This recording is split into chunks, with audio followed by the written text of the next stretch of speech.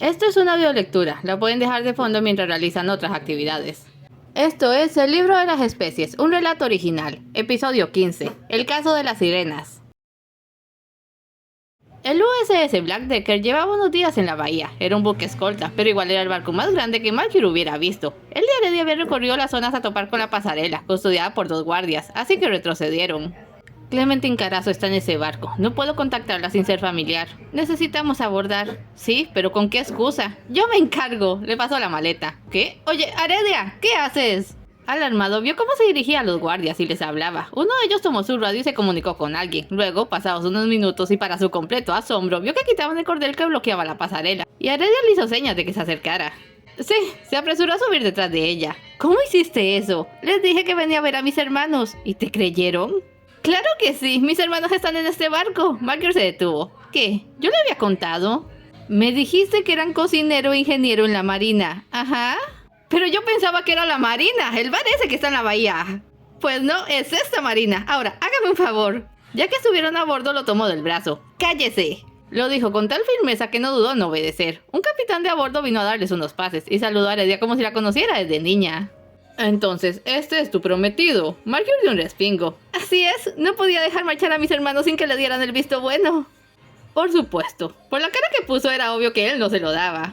Ya se les avisó, te esperan en el puente. Gracias, Capitán Garrett. Jaló de Malkyr hacia allá. Y pensar que era un buscapleitos cuando iba a la prepa con Samuel. Perdona, ¿tu prometido? ¡Que se calle, le dije! Estás gozándolo, ¿no es cierto? Su sonrisita de satisfacción le dijo todo. En el puente, que viene siendo la parte despejada más amplia del barco, había cierto aire vacacional. Estaban los típicos marines que iban de un lado a otro, en apariencia muy ocupados, y los que nada más estaban sentados por allí, charlando o hasta echando una partida de cartas. Malkyr reconoció a los hermanos de Aredia, y ahora que sabía que eran marines, supo que debía preocuparse. Samuel, el mayor, se parecía más a la madre de Aredia que los otros 3. También tenía esa piel más oscura, producto de sus raíces arábicas. Era delgado, óseo, parecía bastante fuerte. Andrés le seguía en edad, pero era mucho más alto, media 1,80 m. También era más grueso, tenía la infaltable barriga de los cocineros.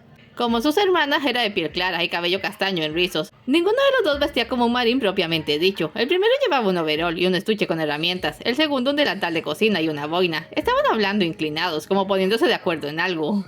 Cuando Aredia les llamó, se saludaron con sendos abrazos antes de que repararan en el pobre detective, que a esas horas se planteaba qué tan indecoroso sería tirarse por la borda. ¡Un momento!, dijo Samuel. ¿Este no es el tipo raro con el que estás trabajando? Christy tenía razón. 3 meses y ya te quieres casar con él. ¿Tú estás loca? ¡Hey! No voy a casarme con él, les dijo, ligeramente irritada. Inventé eso para que nos dejaran subir al barco. Ambos le miraron con desconcierto. Es un asunto de trabajo. Y el desconcierto se volvió sorpresa. ¿Cómo?, exclamó Andrés. Pensé que los superiores no querían que se supiera. ¿Cómo se enteraron ustedes? ¿Enterarnos? Malkyr se adelantó. ¿Dicen que está pasando algo sobrenatural en el barco? Así como sobrenatural, Andrés le dio un codazo a su hermano. Si no saben nada, no tenemos autorización para decirles. Ya nos informaremos, se dio el detective. En realidad vinimos porque necesito hablar con Clementine Carazo.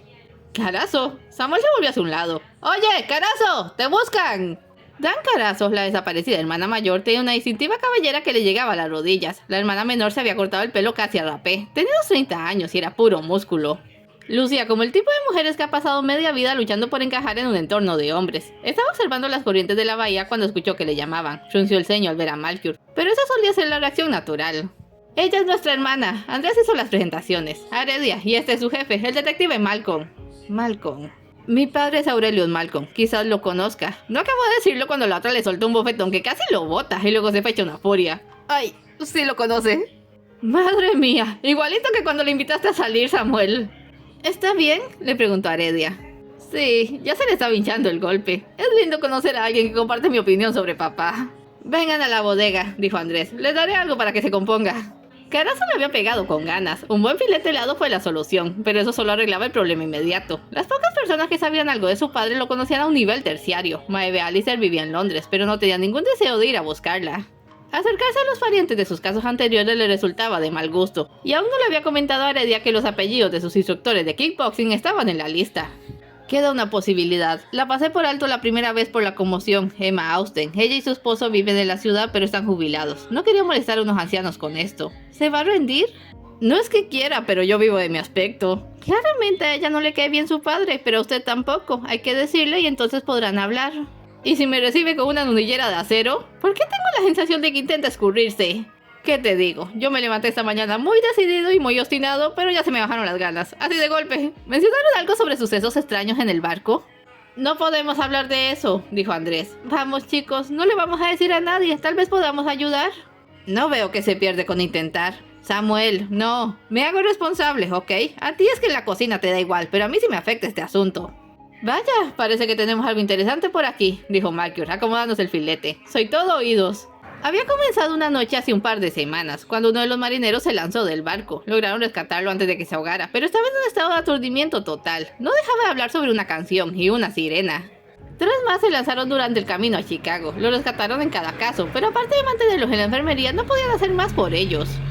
Cada uno pasó al menos 2 días en un estado delirante, antes de recuperarse por completo, cansados, pero sin tener idea de lo que había ocurrido, y sin recordar nada de antes de los incidentes. Para cuando llegaron a la bahía, los capitanes ya estaban poniéndose de acuerdo sobre cómo proceder. ¿Había que dar de baja a los marineros? ¿Comenzar una investigación? En la marina lo que menos se quiere es un escándalo, y apenas la noche anterior tuvieron otro intento de salto, aunque esta vez pudieron pescar al tipo antes de que se tirara.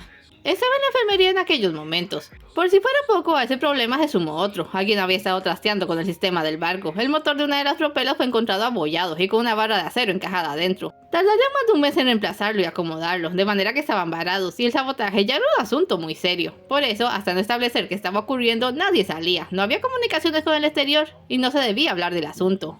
Así que una sirena.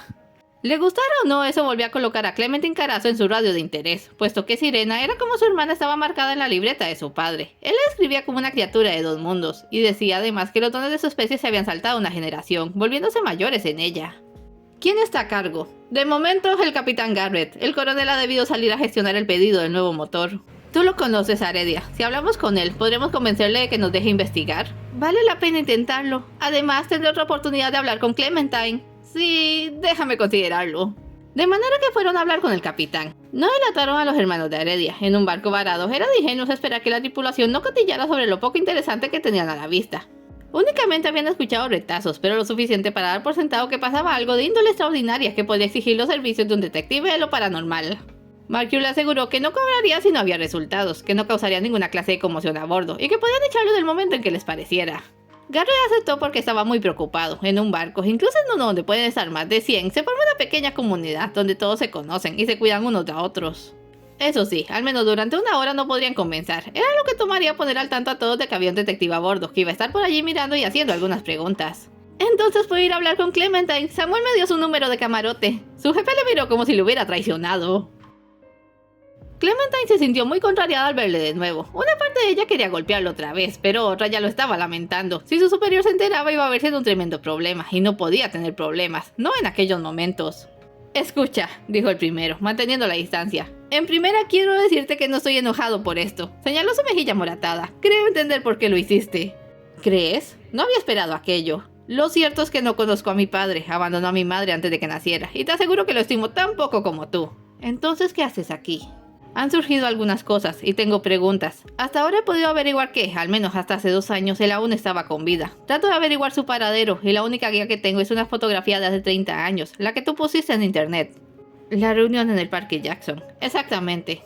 Entra. No toques nada de la derecha, es el lado de mi compañera. No había muchas mujeres a bordo, pero tampoco se les daba el privilegio de camarotes privados. Ambos lados del cuarto eran idénticos, como vistos en un espejo, aunque la compañera de Clementine era un poco más vivaz y había decorado con algunos póster.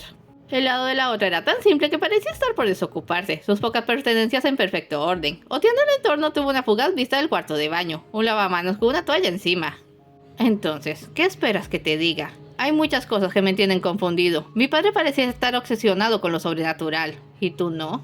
No, soy detective, yo busco la verdad. Ella narcó la ceja, la túnica es para impresionar. Si no lo conociste significa que no sabes quién era, a lo que se dedicaba. Entiendo que se creía guardián de un libro mágico. Vaya, juntó las manos. Qué curioso que alguien tan dedicado dejara a su hijo en la más completa ignorancia. Tanto como completa ignorancia. ¿Qué sabes sobre mi hermana? Él creía que era una sirena. Sí, ella también lo creía. Tampoco me dijeron demasiado. Se inclinó hacia atrás. Papá nos dijo que habíamos heredado el don de él, pero que le había saltado por ser hombre, que se manifestaba con fuerza en Dan. Pero no debíamos hablarle de ello a mamá, eso la asustaría. Comprendo. Luego un día, cuando yo tenía 9, Aurelius Malcolm apareció. Se encerró a hablar con ambos, pero yo fui capaz de oír por una rendija en la puerta. Nunca había visto a un hombre tan ansioso. Parecía que lo que venía a decir fuera un secreto de estado, y apenas entendí una palabra.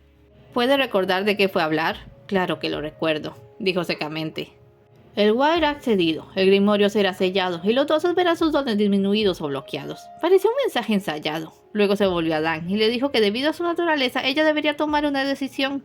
Si estaba en tierra cuando el grimorio se sellara, entonces sería humana para siempre. Si iba al mar, se convertiría en una sirena por completo. Y tu hermana decidió irse, concluyó, entendiéndolo. Eso parece. Ella... Teníamos un pequeño bote. Papá nos llevaba de pesca. Unos días después de que tu padre se fue, ella tomó el bote y... desapareció. La guardia costera encontró el bote casi en alta mar y jamás volvimos a verla. Le miró con rabia. Tu padre destruyó a mi familia. Mi padre trató de ir por ella. Trató de usar los supuestos poderes que nunca tuvo y se ahogó. Mi madre sigue llorando por ambos. Lo lamento. Sé que no ayuda en nada, pero de verdad lo siento. Bueno, ya dije lo que sé. Ahora desaparece de mi vista. Procuraré evitarla, pero no me iré del barco aún. Estaré investigando los fenómenos de los últimos días. ¿Perdón? Su rostro se crispó. 5 marineros tratando de suicidarse y hablando sobre una sirena. Un motor dañado. Sé de lo que está hablando. Se levantó y se aseguró de que saliera de su cuarto. Una pregunta, hipotética. Si hubiera una sirena de verdad, ¿cuál sería su reacción? ¿Real? ¿Con cola de pez y todo? En ese caso puede que yo también trataría de saltar por la borda. Bien, buena suerte en tu caso. No le gustó para nada el tono en que lo dijo, y menos la cara que puso, como si deseara con toda el alma que en verdad ocurriera. Con el tema de su padre medio avanzado y medio pospuesto, ya podía dedicarse al caso. Lo primero fue reunirse con Aredia e ir a la enfermería para interrogar a los afectados. Tal y como el capitán Garrett había dicho, la mayoría tenía una enorme laguna mental entre su locura repentina y su recuperación, pero se les había documentado, hablaban sobre una canción de una sirena. El marinero que aún estaba reposando en cama también hablaba de una canción, pero, cosa curiosa, no decía nada acerca de una sirena. De los 5 afectados, la segunda era una mujer, y eso le llamó poderosamente la atención. Se llamaba Camila Garces, parte del equipo de mecánicos de a bordo. Recordaba haber estado trabajando en la zona de motores, ahogada de calor y deseando terminar, antes de que todo se le pusiera en blanco, y despertara luego en la enfermería, de donde no lo dejaban salir porque estaban en cuarentena hasta llegar al fondo de aquello. Michael se fijó en un llavero que tenía, de una banda de rock. Había visto un póster de esa misma banda en el camarote de Carazo. Ah sí, Clementine es mi compañera de camarote, dijo cuando lo mencionó. Como ninguno recordaba qué le había pasado y el que aún estaba afectado se hallaba sedado, se limitó a recoger supuestos y declaraciones del antes. De los 5, 3 eran mecánicos, asignados a la zona de motores. Uno recordaba haber bajado allí para dejar un mensaje de arriba, y el que estaba en cama, Ken Barrow, también lo habían visto bajar, pero no sabían por qué. Era un recluta reciente, tendría que haber estado arriba cumpliendo otras labores. No había más información allí. Valdría la pena examinar sus camarotes, hablar con camaradas para ver si había habido otros comportamientos inusuales, aunque 3 cosas podían postularse de momento. El origen del fenómeno estaba vinculado o asentado en algún lugar de la zona de motores. Algo sobre la última víctima no calzaba en el patrón. Y no era una sirena, sencillamente porque nunca en toda la literatura se había sabido de sirenas cuyo canto afectara a otras mujeres. Pero antes de seguir con sus pesquitas, hicieron pausa para cenar junto al resto de la tripulación. Samuel les acompañó. Andrés estaba ocupado sirviendo los platillos tras la barra. Ya veo por qué decías que esto estaba siendo afectado por la situación. Todos los afectados han estado en la zona de motores. Y no es nada agradable estar allí en cualquier caso. Ahora nadie quiere bajar y yo tengo que apañármela solo. Pero si es peligroso, ¿no deberías estar allí?, dijo su hermana. Es mi trabajo, Ari. Soy el jefe de ingenieros. Tengo que desmontar el motor dañado y ver qué piezas aún sirven. Esta agua sabe extraño, dijo Mercury, que acababa de dar un trago. Es porque es procesada. Y como no lo entendió, procedió a explicarle. El Black Decker tiene 3 filtros de desalinización que alimentan diferentes sectores de la nave. Sacan el agua del mar, le quitan la sal, la purifican y la distribuyen. Salieron caros, pero ahora miles para no tener que cargar tanques de agua dulce. Increíble. Puso su vaso a contraluz. El capitán Garrett no nos dejará bajar del barco hasta resolver el caso, dijo Aredia a su hermano. ¿Tú crees que me deje llamar a mamá para decirle dónde estoy? No estoy seguro. Tendrías que decirle por qué estás aquí y es justo lo que no debe decírsele a nadie. Pero quizá yo pueda ponerle algún mensaje. Veamos. Mercury se fijó en su reloj. Los incidentes han tenido lugar en diferentes horas, por lo que han tenido que montar una guardia permanente alrededor de la cubierta. Esta noche tú y yo nos sumaremos a la guardia, Aredia. Así que tratemos de descansar un poco. Yo tengo que seguir con el motor, se quejó Samuel. Si veo algo inusual les avisaré. A las 10 de la noche estaba nuestro detective y su asistente sentados cerca de una de las cabezas de ametralladora, cubiertos con sendas mantas y tomando café para mantener a raya el frío. De vez en cuando uno de los vigilantes en el perímetro alzaba su linterna y la balanceaba lentamente, señal de que todo estaba en orden por su zona, y ellos respondían. Nadie aparte de los que vigilaban tenía permitido pasearse por el puente pasadas las 21 horas. «Viene alguien», dijo Malkyr, captando una figura que andaba a paso errático. Le apuntó con su linterna. Aredia dio un grito. Era Samuel. Se quedó como embobado con la luz dándole en la cara, y luego, sin que me diera estímulo percibible, echó a correr hasta la borda más cercana.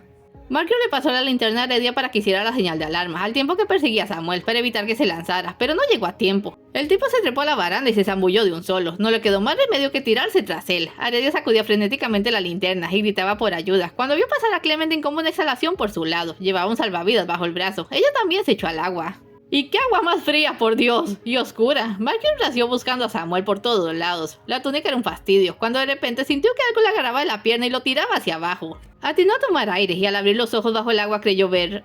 No, eso era una cola de pez grande, larga y brillante, pero no podía ser. ¡Claro que no! Y al instante siguiente alguien le jalaba hacia arriba. Clementine. ¿Qué diantres estás haciendo? ¡Samuel! ¡El hermano de Aredia! ¡Ya me encargué! Lo tenía metido en el flotador. El pobre tarareaba con gesto inocente. «Ya vienen por nosotros. Creí ver...» «¿Qué?», le miró. «¿Qué creíste ver?» «Casi me doy de cara con un pez. No fue nada». Pronto estuvieron fuera del agua, cobijados y bebiendo chocolate caliente para reponerse. Aredia siguió a su hermano hasta la enfermería. Luego fue a llamar a Andrés para avisarle. Y luego volvió con su jefe para decirle que el capitán Garrett quería verles en su camarote. Por último se volvió hacia Clementine y le dio un fuerte abrazo. «Gracias por salvar a mi hermano». «No fue nada», dijo, turbada. «Aquí nos cuidamos entre todos». Garrett daba vueltas nerviosamente por su camarote. Con este ya eran 6 marines a su cargo afectados, además de que el incidente de Kenbaru había sido apenas ayer, así que tenían 2 al hilo. ¿Y si era el inicio de una escalada? El coronel regresaría pronto y no había podido hacer nada para remediar aquella situación. Malkyr esperó a que se calmara mientras observaba, con cierta sorpresa, que el camarote del capitán era idéntico a los camarotes de los cadetes. Nada más que el suyo era individual. «Se equivoca en eso de que no ha hecho nada. Me contrató, eso es algo, y yo también he hecho algo». Ahora que Samuel Horus fue afectado, puedo asegurar sin lugar a dudas que el problema viene de la sala de motores. ¿Hay algo allí que esté provocando esto? ¿Qué podría ser? Aún no lo preciso, pero... Estaba distraído. Tenía que sacar esa segunda línea de pensamiento de su mente. ¿Todos los camarotes son idénticos? ¿Qué? Sí, eso ahorra espacio. ¿Es importante? Quizás. Se asomó al cuarto de baño. Al lado del lavamanos había un toallero. Pero en el camarote de Carazo la toalla estaba sobre el lavamanos, no descuidadamente sino apropiadamente colgada. Carazo era un poco maniática con el orden, teniendo un toallero, ¿por qué poner la toalla en otra parte? Garrett observó desconcertado cómo el detective toqueteaba la barra de acero del toallero, fijándose en los agarres. Tenía la boca seca de pura ansiedad, así que abrió la llave del lavado para servirse agua. Malkyr se sobresaltó. ¡Ah! Hizo que ambos, Garrett y Aredia, también se sobresaltaran. «Capitán, Samuel dijo que el barco tenía 3 tanques de desalinización. ¿A qué áreas abastecen?» ¿Los tanques? Miró su vaso de agua y lo dejó a un lado, como si fuera peligroso. «Hay uno para la cocina, uno para la plomería general y uno para enfriar la maquinaria en... la sala de motores. ¡Ya está!» Casi los bota para salir. «Aredia, ve por la llave de tuerca de tu hermano y 3 mascarillas de la enfermería. Alcánceme en la sala de motores». «¿Pero qué está pasando?», preguntó el capitán. «¡Resolvió el caso!», gritó ya lejos. «Pues eso», dijo Aredia, orgullosa de su jefe. «Lo resolvió». Cuando se reunieron con él, estaba examinando un tubo para lavarse las manos en una pared de la sala. El cuarto de motores solía ser muy caluroso, y los mecánicos solo bajaban si había que arreglar algo. Les indicó ponerse las máscaras, él se puso una, y con la llave de tuerca desmontó la base de la tubería, y tanteó el tubo por debajo. Detectó una fuga anemia. «Pásame el luminol, Aredia, el de la etiqueta roja», se lo dio. «¿No es para detectar sangre y fluidos?», preguntó Garrett. «El más común lo es. Este es especial y no lo había podido estrenar. Detecta actividad biológica de cualquier tipo. Bacterias, algas, moho. Dado que el agua debería estar purificada, no debería de haber ninguna reacción. De lo contrario...»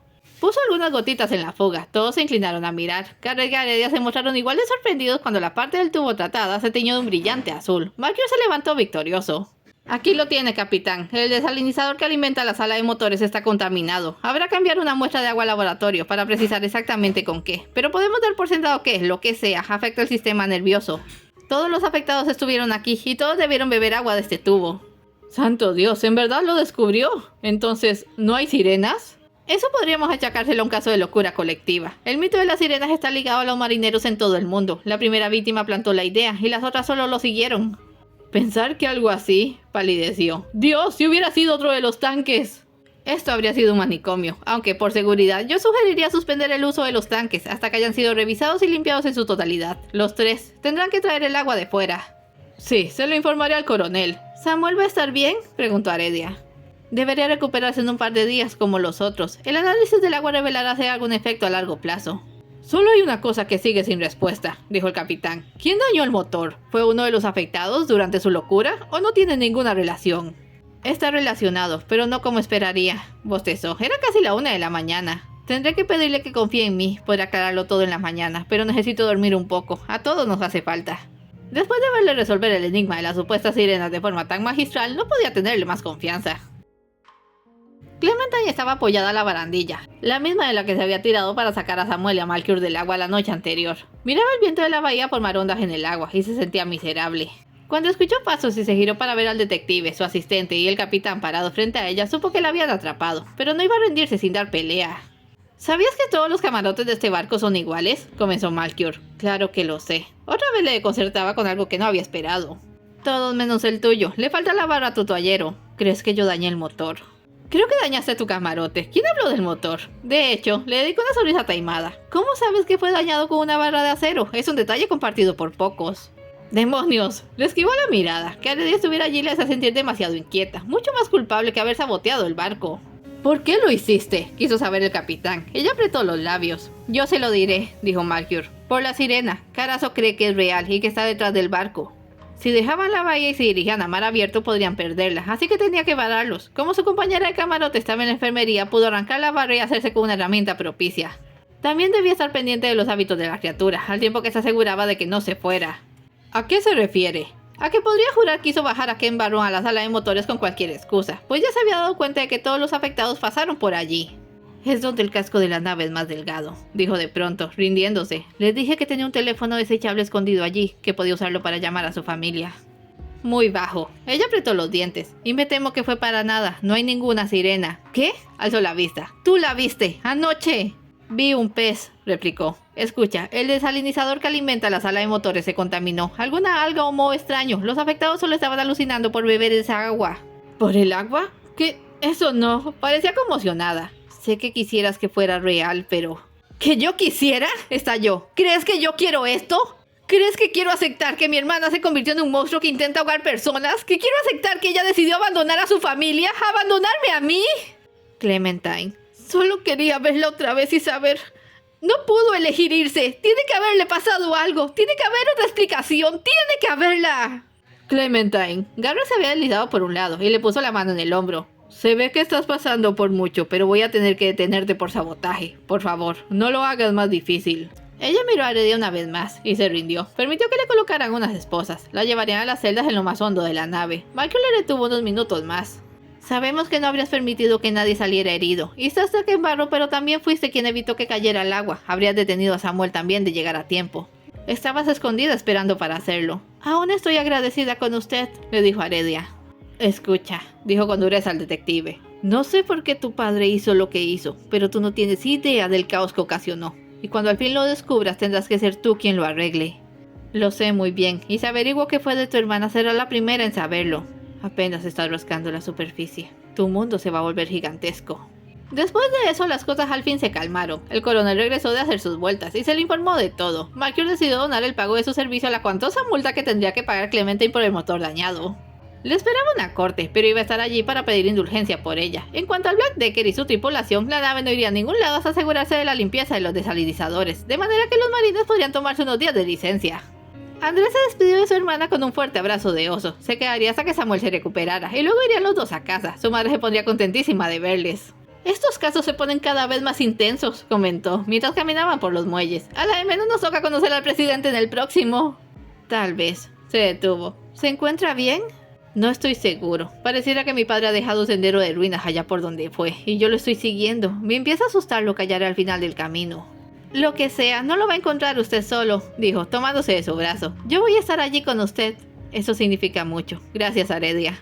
¿Sabe qué se me antoja? Ir a ese bar que se llama La Marina. Dicen que hacen unos cócteles de camarón para morirse. Malchior soltó la risa, y tomados del brazo siguieron andando. Para terminar, miremos en las profundidades del Black Decker. La celda de Carazo tenía una ventana pequeña y gruesa que daba al exterior, pero como estaba debajo del nivel del agua, era un exterior cambiante. En mar abierto y con aguas claras podría haberse considerado un lujo. Uno podría haber visto la belleza del paisaje acuático, los corales, los peces, pero las aguas de la bahía de Chicago eran oscuras. Y aunque pudiera ver algo, no habría sido más que un páramo de arena desolada, cubierta con la basura de la ciudad, y habitado por aquellos peces lo bastante duros para resistir a la contaminación. Tenía la cara apoyada contra el frío cristal, calculando el tamaño de sus errores y todo lo que tendría que aguantar las próximas semanas o meses, cuando algo plateado atravesó la negrura del agua, dio un salto para atrás y se quedó mirando. Dan, adelante, colocó su mano sobre la ventana. ¿Eres tú? Fueron eternos los minutos hasta que vio brotar de la oscuridad submarina otra mano, una mano similar pero diferente, una mano con escamas que emite una leve luz plateada y que se posó sobre la suya desde el otro lado del cristal. Sus ojos se escrutaron con desesperación, intentando ver algo más allá, un rostro, unos ojos o una distintiva cabellera larga, pero la mano se apartó y la oscuridad reinó de nuevo. Dan, el corazón le latía desbocado. Yo jamás voy a abandonarte, lo prometo. Es todo por hoy, no se vayan sin dejar un like y un comentario, y nos vemos en el siguiente episodio.